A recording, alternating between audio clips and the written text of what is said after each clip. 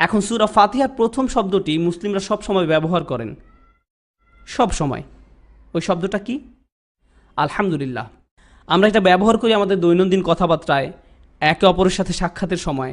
আপনি কাউকে জিজ্ঞেস করলেন আপনার কি অবস্থা, প্রথম যে কথাটি বেরিয়ে আসে আলহামদুলিল্লাহ, আলহামদুলিল্লাহ, তাই না? এমনকি আপনি কারোর সাথে কথা থামিয়ে দেওয়ার জন্য এটা ব্যবহার করেন। ঠিক আছে, আলহামদুলিল্লাহ, আলহামদুলিল্লাহ। তো আমরা এটা বিভিন্ন মজার ক্ষেত্রেও ব্যবহার করি। কিন্তু আপনি জানেন এই প্রথম শব্দটির দিকে আমরা একটু বেশি মনোযোগ দিতে চাই। একটা ব্যাপার হলো, আমি এই ভাষার একজন ছাত্র। শুধুমাত্র আল্লাহ তাআলা কী বলেছেন তা নয়, বরং কিভাবে বলেছেন এবং আর কিভাবে এটা বলা যায়। তো আমাকে শুরু করতে দিন একটা ছোট অনুশীলনের মাধ্যমে, এবং আমি আপনাদের থেকে একটু জোরে উত্তর আশা করছি। আপনারা এর আগে আলহামদুলিল্লাহি রাব্বিল আলামিনের কী অনুবাদ পড়েছেন বলার চেষ্টা করুন। বলুন বলুন। সমস্ত প্রশংসা আল্লাহর জন্য, এছাড়া অন্য কিছু? ধন্যবাদ তোমাকে আল্লাহ। এটা খুবই মজার অনুবাদ।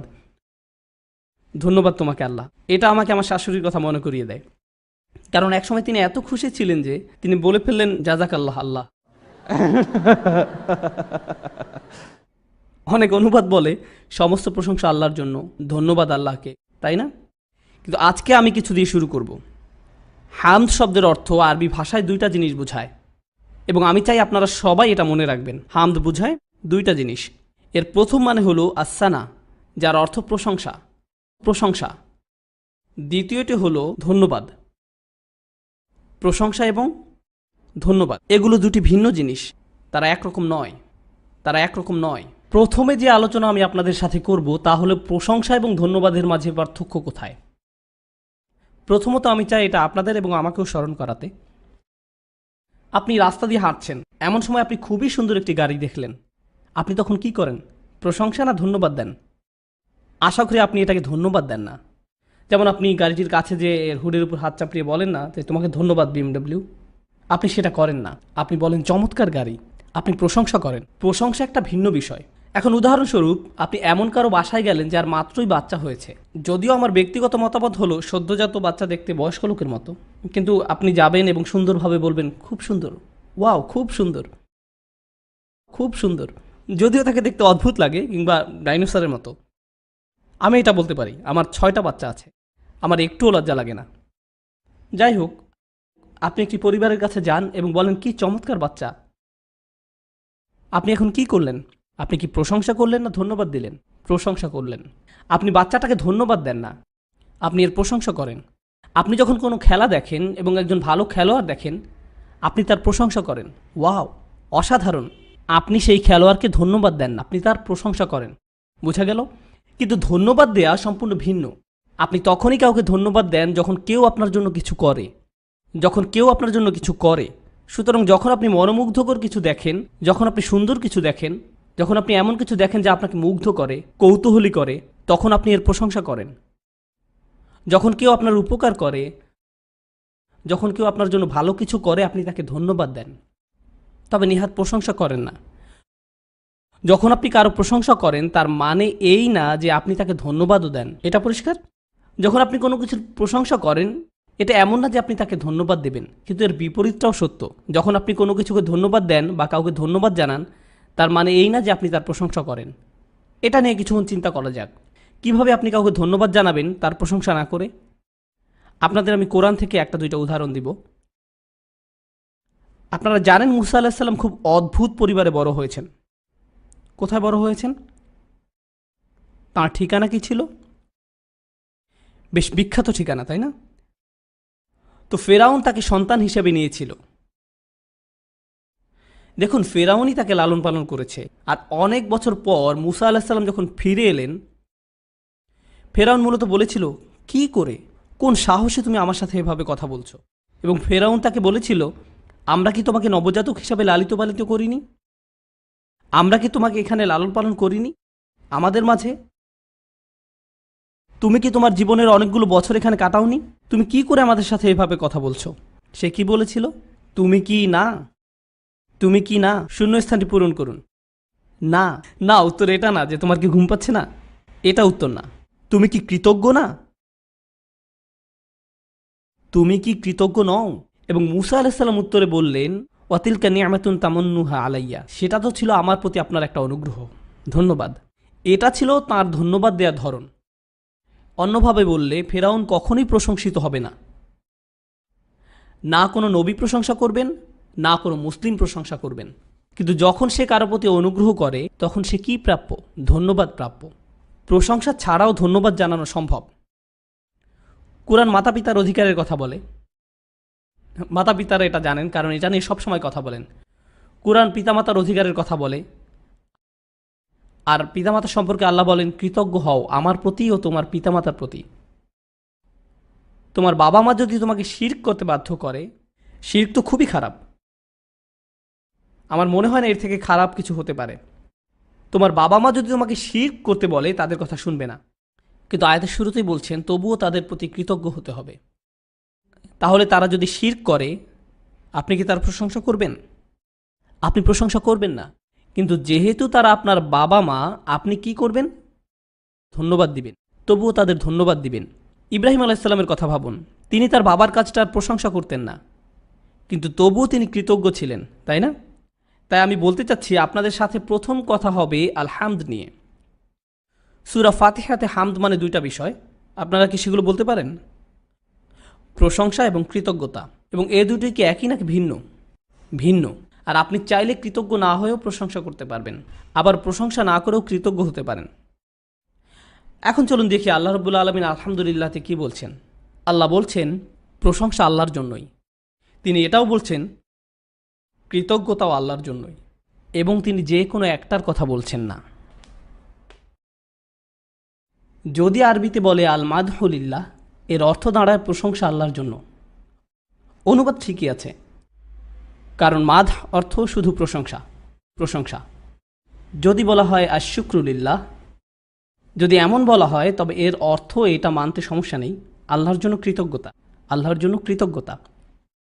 কিন্তু আল্লাহ বলছেন আলহামদুলিল্লাহ, এর অর্থ একই সাথে দুটোই। তাহলে আলহামদুলিল্লাহ কিভাবে ভালো? আসলে এটা ভালো কয়েকটা কারণে। প্রথমত, যখন আপনি কোনো কিছুর প্রশংসা করেন সেটা আসলে নাও হতে পারে। ধরুন আপনি খুব দ্রুত গাড়ি চালাচ্ছেন, পুলিশ অফিসার আপনাকে থামালেন, তাকে দেখেই আপনি বললেন চমৎকার হ্যাট, আজকে তোমাকে অসাধারণ লাগছে। আপনি তার প্রশংসা করছেন, কিন্তু আসলে করছেন না। আপনি আশা করছেন আপনাকে যেন টিকিট না ধরায়, এটাই তো, তাই না? অথবা তরুণদের মধ্যে হয়তো কেউ খুব খারাপ রিপোর্ট কার্ড পেল, তারপর বাড়িতে গেলে আর বলল, আম্মা রান্না তো আজ খুব মজার হয়েছে, অথচ তিনি এখনো রান্নাই করেননি। আপনি প্রশংসা করছেন, কিন্তু সেটা খাঁটি নয়। প্রশংসা মিথ্যেও হতে পারে। রাজাদের জন্য মিথ্যা প্রশংসা করা হয়, মিথ্যা প্রশংসা হতে পারে বসদের জন্য, বিচারকদের জন্য, সব সময় এগুলো করা হয়। অতিমাত্রায় প্রশংসা শুধুমাত্র কাউকে খুশি করার জন্য, কিন্তু এটা সত্যিকারের না, ঠিক না? ধরুন আপনি কোনো চাকরির ইন্টারভিউ দিতে গেলেন, খুবই ভয়ানক ইন্টারভিউ দিয়েছেন, আপনার দেওয়ার সবচেয়ে খারাপ ইন্টারভিউ ছিল। এমনকি তখন আপনি বের হওয়ার সময় বলেন আপনার সাথে পরিচিত হয়ে ভালো লাগলো। এটা ভালো না হলেও আপনি এই কথা বলেন, এটা মিথ্যা প্রশংসা। বোঝা গেল? অর্থাৎ যখন মাদ শব্দটি ব্যবহার করা হয়, এটা মিথ্যাও হতে পারে, এটা মিথ্যাও হতে পারে। এটা আসলে আল্লাহর জন্য পুরোপুরি উপযুক্ত নয়। আসুন শুকর নিয়ে ভাবা যাক। আল্লাহ বলছেন আশ-শুকরুলিল্লাহ, মানে সকল কৃতজ্ঞতা আল্লাহর জন্যই। কৃতজ্ঞতা আল্লাহরই জন্য। আপনি জানেন কি, আপনি কৃতজ্ঞতা তখনই স্বীকার করেন যখন আপনি উপকার স্বীকার করেন।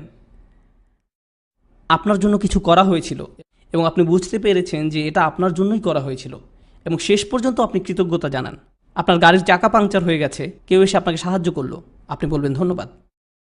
যদি আপনার গাড়ির চাকা পাংচার হয়ে থাকে এবং আপনি বুঝতেই পারলেন না যে কেউ আপনাকে সাহায্য করেছে, আপনি গাড়িতে ঘুমিয়ে আছেন বা অন্য কিছু, আপনি কি তখন কাউকে ধন্যবাদ জানাবেন? আপনি তখনই ধন্যবাদ দেবেন যখন আপনি বুঝবেন যে কেউ আপনাকে সাহায্য করেছে। অন্যভাবে বললে ধন্যবাদ একটি প্রতিক্রিয়া। বিষয়টা আপনাদের কাছে পরিষ্কার? ধন্যবাদ সবসময় কি? প্রতিক্রিয়া।